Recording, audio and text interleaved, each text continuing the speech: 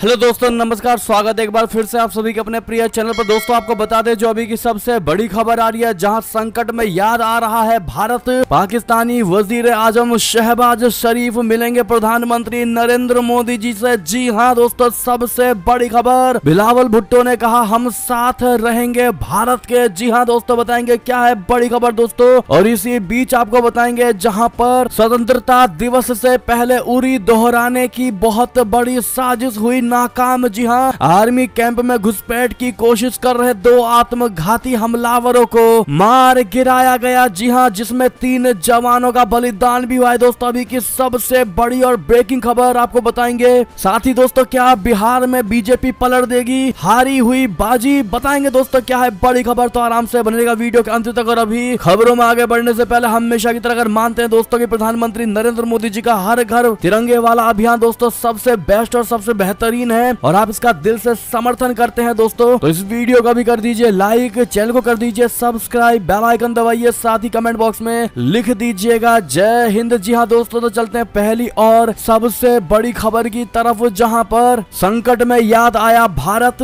पाकिस्तानी वजीर आजम शहबाज शरीफ मिलेंगे प्रधानमंत्री नरेंद्र मोदी जी से। बिलावल भुट्टो ने भी कहा हम साथ रहेंगे। बता दें प्रधानमंत्री नरेंद्र मोदी जी और पाकिस्तान के समकक्ष शहबाज शरीफ के बीच मुलाकात की संभावना जताई जा रही है दोस्तों। राजनयिक सूत्रों के मुताबिक पाकिस्तानी पीएम शहबाज शरीफ की प्रधानमंत्री नरेंद्र मोदी जी समेत अन्य प्रमुख देशों के शीर्ष नेताओं के साथ बातचीत करेंगे। शहबाज शरीफ की भारत, चीन, रूस और ईरान के शीर्ष नेताओं के साथ निर्धारित बैठकें अगले महीने के मध्य तक होने की उम्मीद जताई जा रही है। डेली जंग अखबार के मुताबिक उज्बेकिस्तान के समरकंद में 15 से 16 सितंबर को शंघाई सहयोग संगठन शिखर सम्मेलन के दौरान महत्वपूर्ण बैठकें आयोजित की जाएंगी, जिसमें शहबाज शरीफ की प्रधानमंत्री नरेंद्र मोदी जी से मुलाकात होने की संभावना जताई जा रही है। प्रधानमंत्री शहबाज शरीफ से मिलने वाले अन्य देश के नेताओं में चीन, रूस और ईरान के प्रमुख शामिल है। जी हां, संघीय राजधानी में राजनयिक सूत्रों ने पुष्टि की है कि विदेश मंत्री बिलावल भुट्टो जरदारी ने 28 जुलाई को एससीओ के विदेश मंत्रियों की बैठक में भाग लिया है दोस्तों, जहां सदस्य देशों के प्रमुखों के व्यक्तिगत रूप से शिखर सम्मेलन में भाग लेने पर चर्चा हुई है। जी हां, ऐसे में विदेश मंत्री बिलावल भुट्टो ने कहा कि भारत हमारा पड़ोसी देश है। हम कई चीजों पर तो फैसला कर सकते हैं, लेकिन अपने पड़ोसियों को नहीं चुन सकते, इसलिए हमें साथ साथ रहने की आदत डाल लेनी चाहिए। और इसी बयान को उन्होंने फिर से दोहराया है दोस्तों। ऐसे में आपकी जो भी राय हो कमेंट करके जरूर बताइएगा दोस्तों। और ऐसे में क्या जिस प्रकार से शहबाज शरीफ दोस्तों भारत के प्रधानमंत्री नरेंद्र मोदी जी से मिलना चाहते हैं, क्या भारत के पीएम मोदी जी को दोस्तों शहबाज शरीफ से मुलाकात करनी चाहिए या फिर अपना कार्य करके प्रस्थान कर जाना चाहिए? क्या लगता है दोस्तों, आपको कमेंट करके जरूर बताइएगा दोस्तों। एक सच्चे भारतीय होने के नाते दोस्तों इस वीडियो को अधिक से अधिक व्हाट्सएप, फेसबुक, ट्विटर पर शेयर जरूर कर दीजिएगा। चलते हैं अगली और सबसे बड़ी खबर की तरफ दोस्तों, जहां पर स्वतंत्रता दिवस के मौके पर दोस्तों फिर से एक बार उरी दोहराने की साजिश हुई नाकाम। जी हां, आर्मी कैंप में घुसपैठ की कोशिश कर रहे 2 आत्मघाती आतंकी मार गिराए गए हैं दोस्तों,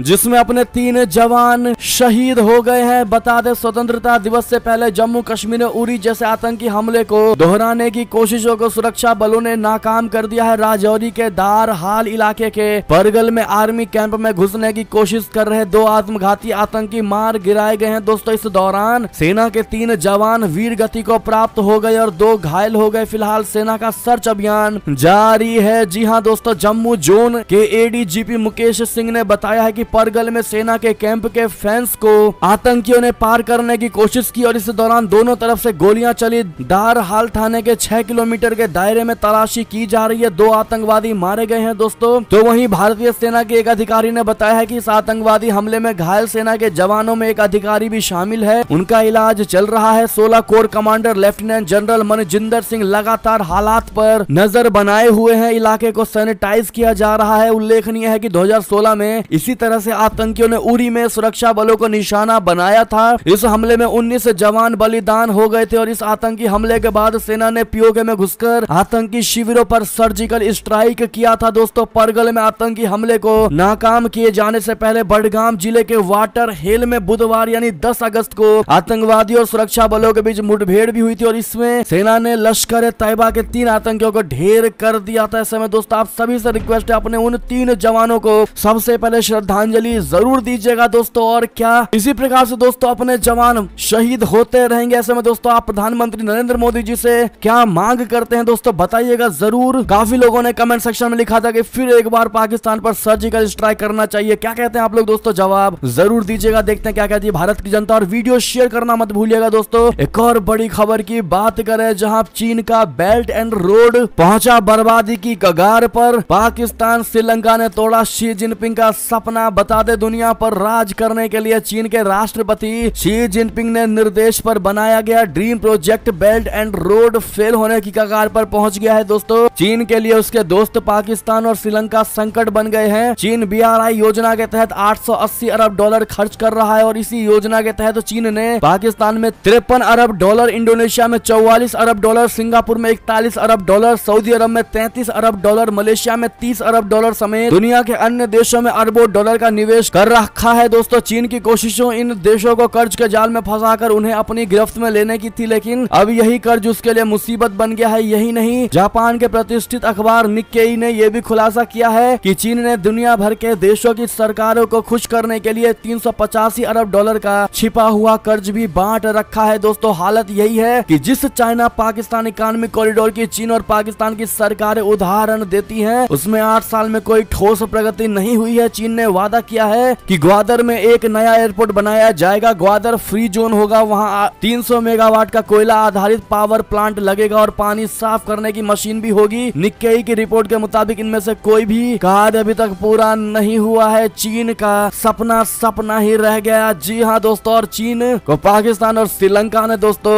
मुंह के बल गिरा दिया है। समय आपकी जो भी राय हो बताइएगा जरूर। अगली खबर की बात करें, जहां बंगाल की खाड़ी पर थी चीनी पाकिस्तानी तैमूर की नजर। बांग्लादेश ने निभाई दोस्ती, लेकिन श्रीलंका ने दे दिया दगा। जी हाँ दोस्तों, बांग्लादेश पर लगातार डोरे डाल रहे चीन और पाकिस्तान को शेख हसीना सरकार ने बहुत बड़ा झटका दिया है। बांग्लादेश की सरकार ने चीन में बने पाकिस्तानी नौसेना के सबसे घातक युद्धपोत PNS तैमूर को चटगांव पोर्ट पर डेरा डालने की अनुमति देने से इनकार कर दिया। PNN तैमूर लेजर गाइडेड मिसाइलों और शक्तिशाली रेडार से लैस है और चीन के शंघाई से पाकिस्तानी नौसेना में शामिल होने के लिए कराची जा रही है दोस्तों। माना जा रहा है कि पाकिस्तान और चीन चाहते थे कि ये युद्धपोत बांग्लादेश जाए, ताकि बंगाल की खाड़ी में अंडमान निकोबार के पास से गुजरते हुए न केवल भारतीय नौसेना की गतिविधियों की जासूसी की जा सके, बल्कि शक्ति प्रदर्शन भी किया जा सके। साथ ही साथ बांग्लादेश के जरिए चीन ये भी दिखाना चाहता था कि उसकी भारत को घेरने के लिए बनाई गई स्ट्रिंग ऑफ पर्ल की योजना सफल हो रही है। दरअसल चीन म्यांमार में बंदरगाह का निर्माण कर रहा है। म्यांमार की सेना को भी चीन हथियारों की सप्लाई कर रहा है, तो वहीं बांग्लादेश में भी चीन ने बंदरगाह बनाने में मदद किया है। बांग्लादेश ने चीन से बड़े पैमाने पर हथियार और युद्धपोत खरीदे हैं दोस्तों। चीन का जासूसी जहाज भारत के एक और पड़ोसी देश श्रीलंका आ रहा है। भारत के विरोध के बाद भी चीन का जासूसी जहाज